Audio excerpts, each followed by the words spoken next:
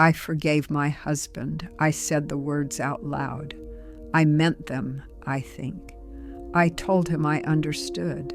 I told him we could move forward. But something inside me never came back. It wasn't anger. Anger would have been simpler. It wasn't bitterness, though there were moments when bitterness tried to take root. It was something quieter than that, something that lived in my chest and never quite left. It was the absence of safety. People talk about forgiveness like it's a door you walk through and suddenly everything is light again. But no one tells you that you can forgive someone and still flinch when they raise their voice. You can forgive someone and still keep part of yourself locked away where they can't reach it. This isn't a story about revenge. It's not about holding grudges or keeping score. It's about learning, late in life, that forgiveness and trust are not the same thing, that you can release someone from the debt they owe you and still choose not to stand too close to the edge. Part 1. When Trust Shattered. My name is Ellen. I'm 67 years old. I live in a small town in Pennsylvania, the kind of place where people still wave at each other from their porches, and the hardware store knows your name. I've been married to Richard for 43 years. 43 years is a long time to build a life with someone. Long enough that you stop seeing them as a separate person and start seeing them as part of the architecture of your existence. Richard was the man who held my hand when our daughter was born. He was the one who sat with me in hospital waiting rooms.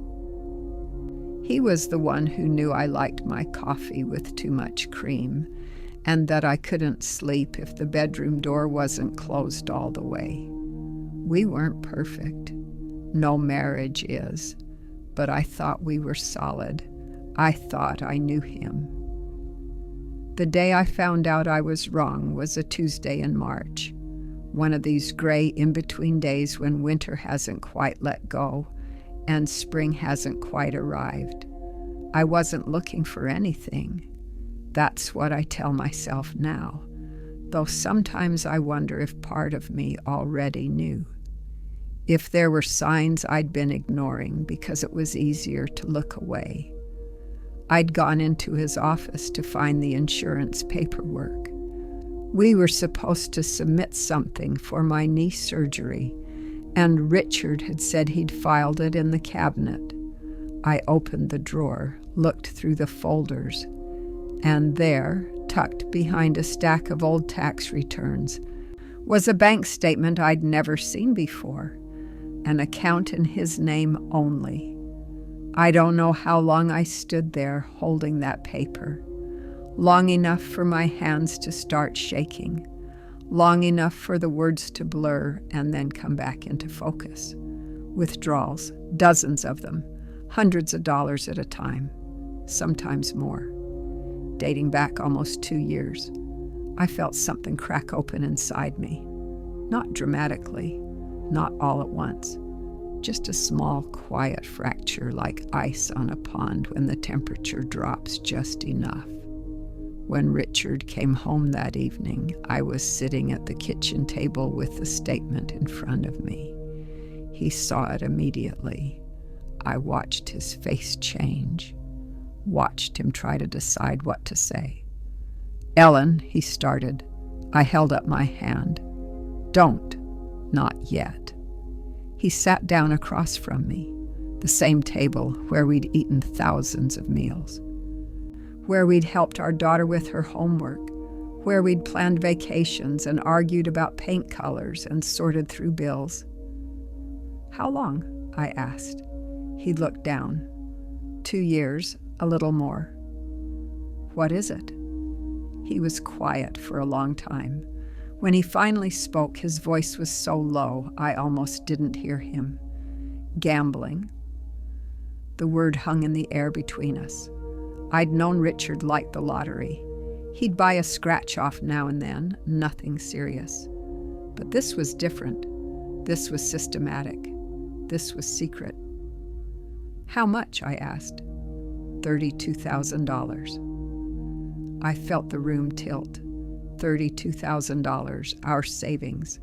The money we'd been setting aside for retirement. The money I thought was safe. From where, I whispered, the joint account, and some from my pension early withdrawal.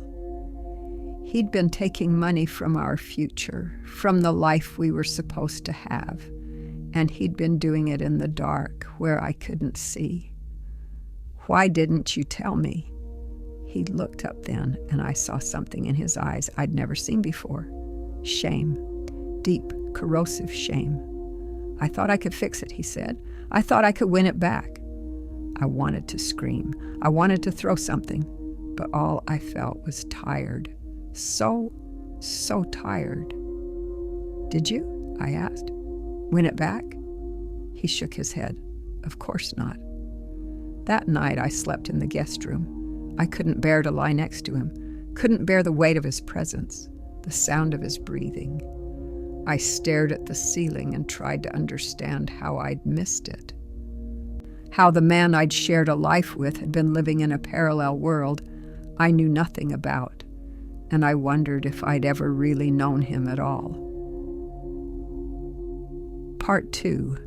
Forgiving because I thought I had to. The days after were strange. Richard was apologetic, painfully so. He cried more than once, which unsettled me. In 43 years of marriage, I'd seen him cry maybe 3 times. He promised he'd stop, promised he'd get help, promised it would never happen again. I wanted to believe him, but more than that, I felt pressure from everywhere, from everyone. Our daughter Michelle came over 2 days later. Richard had called her, told her everything. She sat with me in the living room, her hands wrapped around a cup of tea she wasn't drinking. "Mom," she said carefully, "I know this is hard, but Dad made a mistake. He's sorry. He wants to fix it." I looked at her, my beautiful girl, now 40 years old with 2 kids of her own. She looked worried. Not about me, I realized, about what this meant for the family. "I know he's sorry," I said, "so you'll work through it?" It wasn't really a question. I didn't answer right away. Michelle shifted in her seat. "I mean, you've been married for so long," she continued, "and he's not a bad person. He made a mistake." A mistake, that word again. As if hiding $32,000 in debt was equivalent to forgetting to pick up milk. But I understood what she was really saying. She was saying, don't blow up the family. Don't make this bigger than it has to be. Don't make me choose sides. She was saying, forgive him. The pressure came from other places too. Our pastor, when I finally worked up the courage to talk to him, spoke gently about grace, about second chances, about the sanctity of marriage. My sister Carol, who'd been divorced twice, told me to think carefully before I did anything rash. "You're not getting any younger, Ellie," she said, "and it's not like there's a line of men waiting." Even my friend Barbara, usually so practical, suggested I try counseling. "For the sake of the marriage," she said. Everyone had an opinion, everyone had advice, and underneath all of it was the same message. You should forgive him. So I did, not all at once.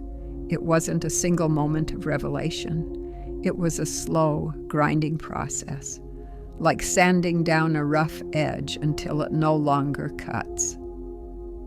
Richard started going to Gamblers Anonymous. 3 times a week, he'd drive to the church basement in the next town over and sit in a circle with other people who'd made the same mistakes. He showed me his paycheck stubs, let me see every transaction, gave me all the passwords to all the accounts. He was trying, I could see that.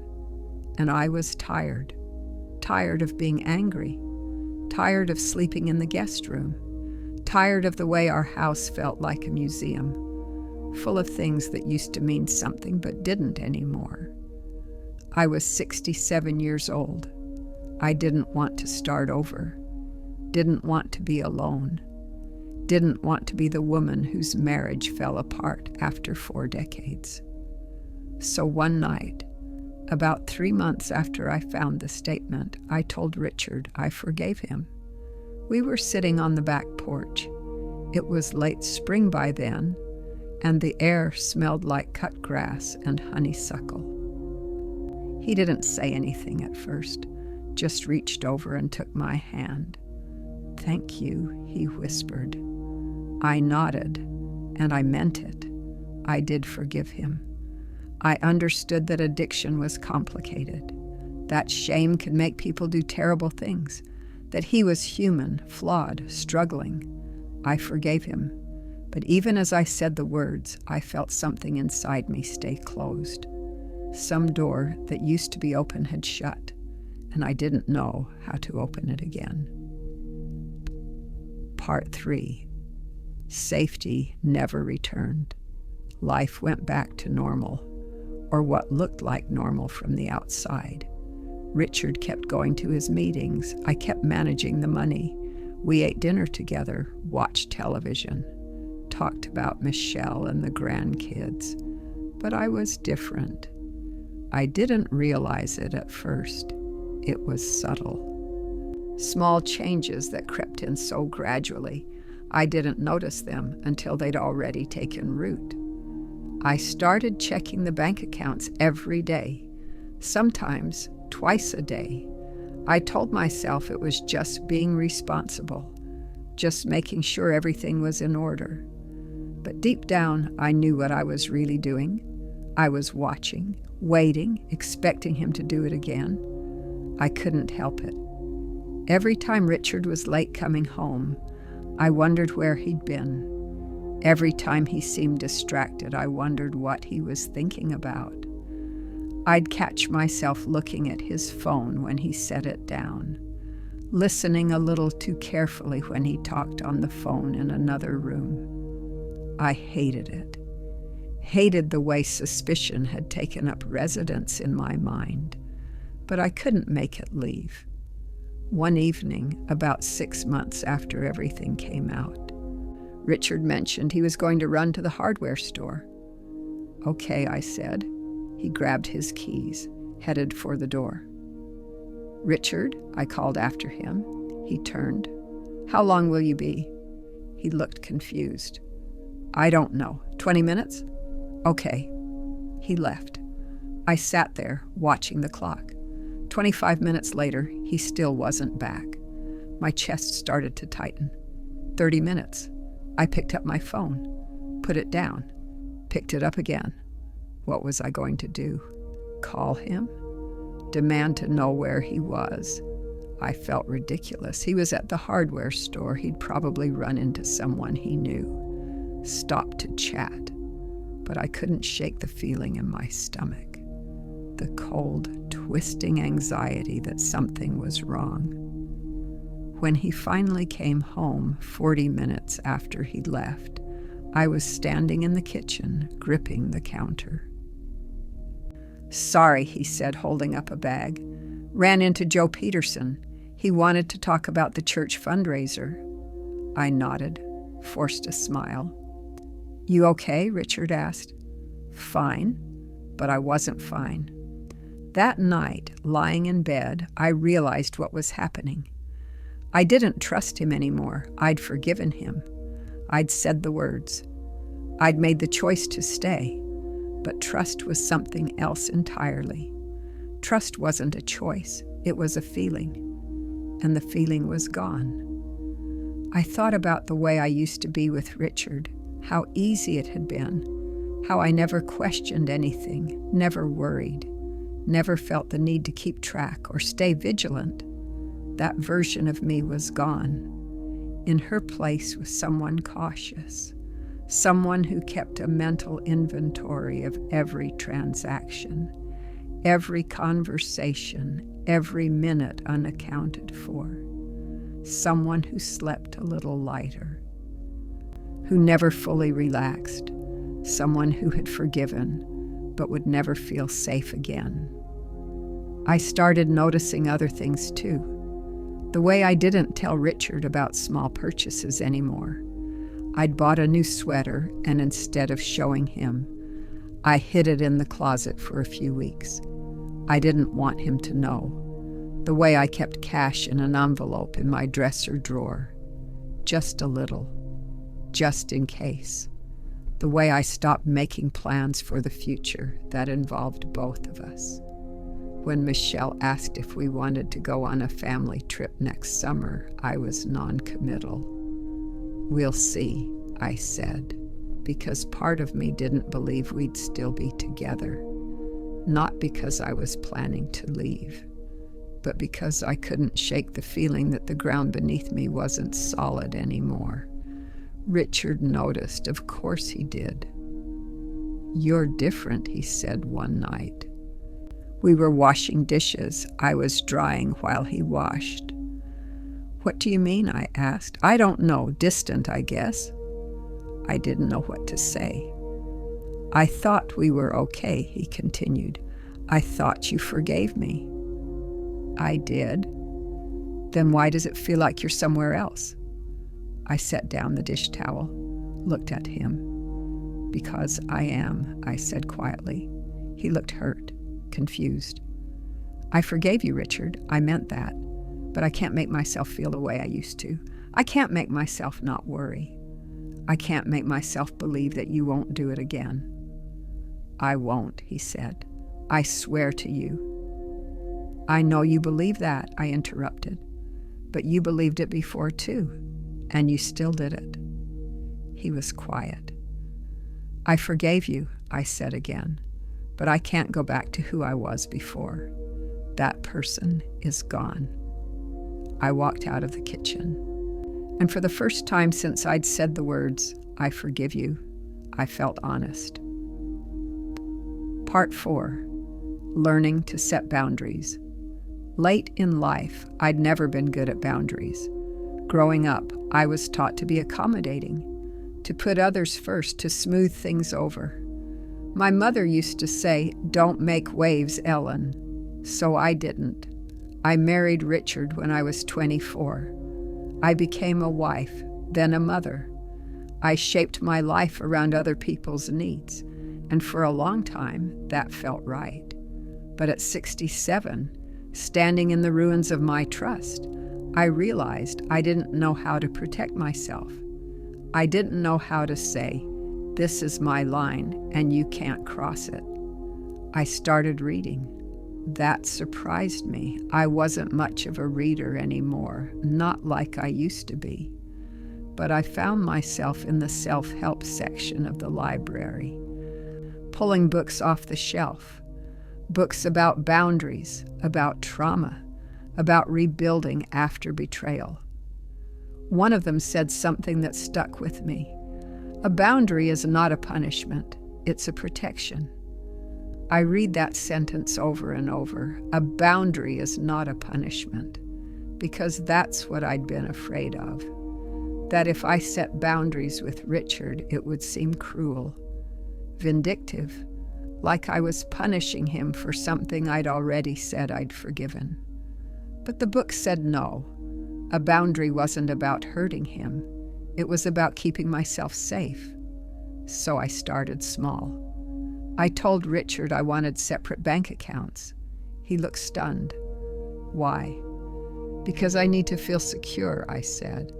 "I need to know that I have money that's mine, that no one can touch." "I'm not going to touch it," he said. "I'm not gambling anymore." "I know, but I still need this." He didn't like it. I could see that, but he agreed. We opened separate accounts. I moved half of what was left into mine. It felt strange at first, like I was doing something wrong. But then, slowly, it started to feel like relief. I set other boundaries too. I told Richard I didn't want to hear about his meetings anymore unless he wanted to share, that I couldn't be his accountability partner, that he needed to find support somewhere else. I love you, I said, but I can't carry this for you. He looked hurt, but he nodded. I started doing things on my own, joining a book club, taking a watercolor class at the community center. Richard asked if he could come to the art class with me. No, I said gently. This is mine. He didn't understand. I could see it in his face. He thought we were supposed to be healing together, rebuilding together, but I didn't want to rebuild the same thing we'd had before. I wanted something different, something with more space, more air. The hardest boundary was the one I set around my feelings. Richard would apologize over and over. He'd tell me how sorry he was, how much he regretted it. And for a long time, I'd comfort him. I'd say, I know, it's okay. But one day, I realized I didn't want to do that anymore. He apologized again, for the 100th time, maybe more. And I said, I know you're sorry, but I need you to stop apologizing to me. He looked confused. Why? Because every time you do, you're asking me to make you feel better, and I can't do that anymore. I'm not asking. You are, I said. Maybe not on purpose. But every time you say you're sorry, you're looking for me to tell you it's okay, that I'm not angry, that we're fine, and I can't keep doing that. He was quiet for a long time. Are we fine? He asked finally. I thought about it. I don't know, I said, but we're here, and that's something. Setting boundaries didn't make me feel powerful. It made me feel sad. Because with every boundary I set, I was acknowledging that we weren't who we used to be, that we couldn't go back. But it also made me feel something I hadn't felt in a long time. Safe. Not the way I used to feel safe with Richard. Not the deep, unquestioning safety of total trust. But safe in myself. Safe in knowing that I could protect my own heart.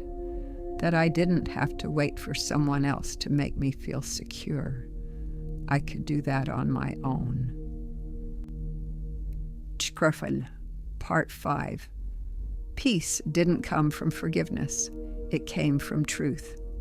It's been 3 years now since I found that bank statement. Richard is still going to his meetings.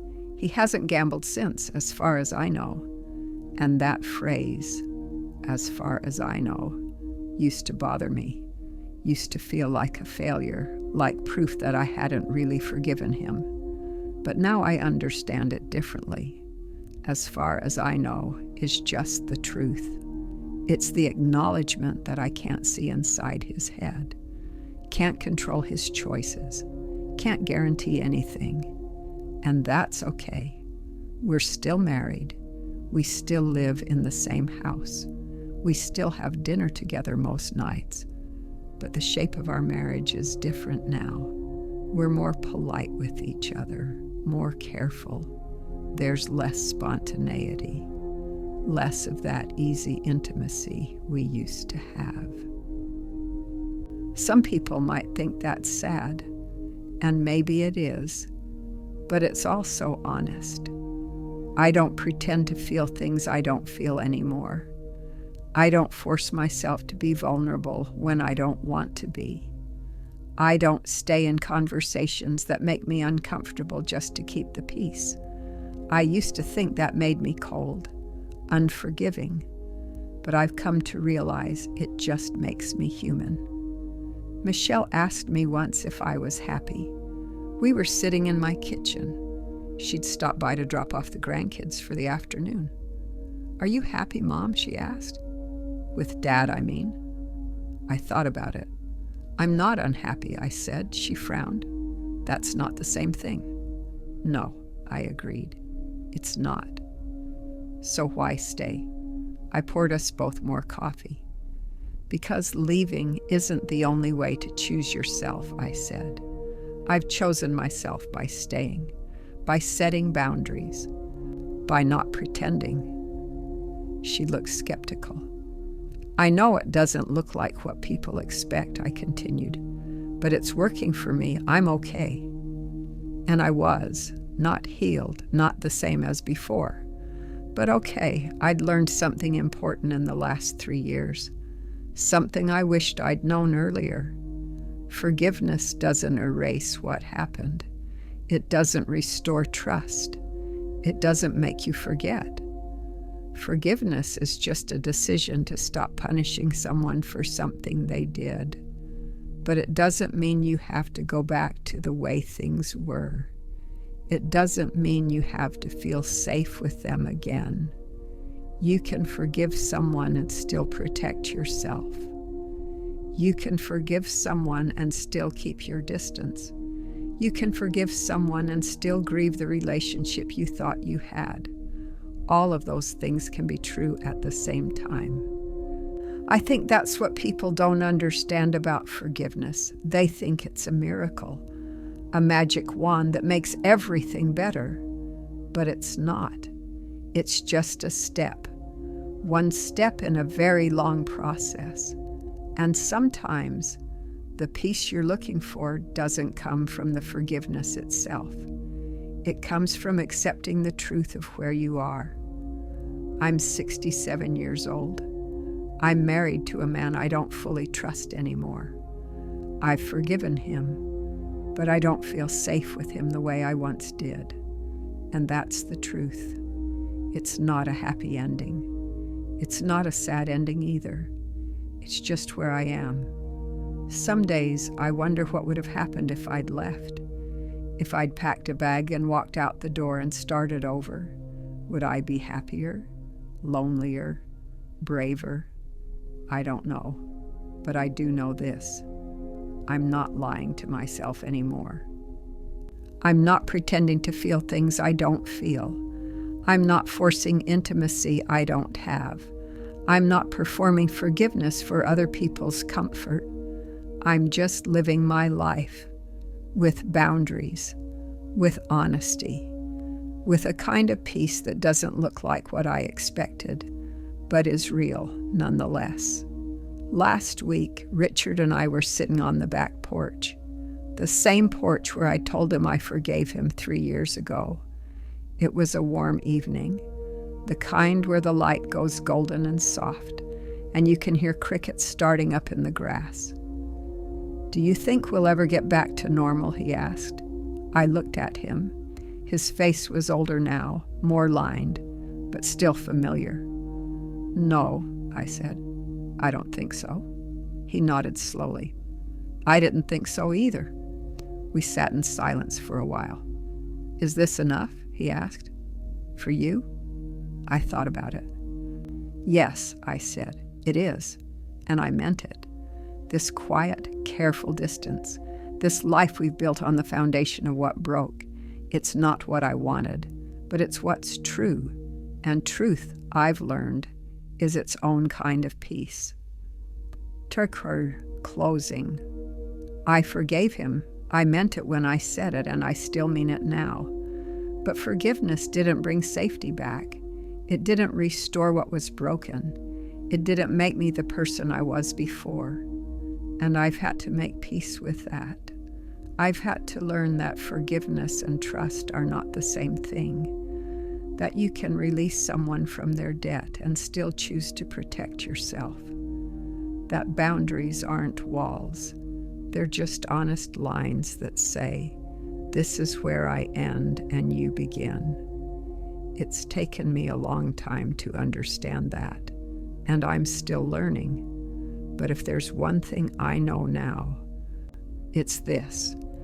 You don't owe anyone your sense of safety, not even the people you love, not even the people you've forgiven. You're allowed to forgive, and still keep your distance. You're allowed to stay and still protect your heart. You're allowed to love someone and not feel safe with them. All of those things can be true. Have you ever forgiven someone but never felt safe with them again? Do you believe forgiveness and distance can exist at the same time? I used to think they couldn't, but now I know better.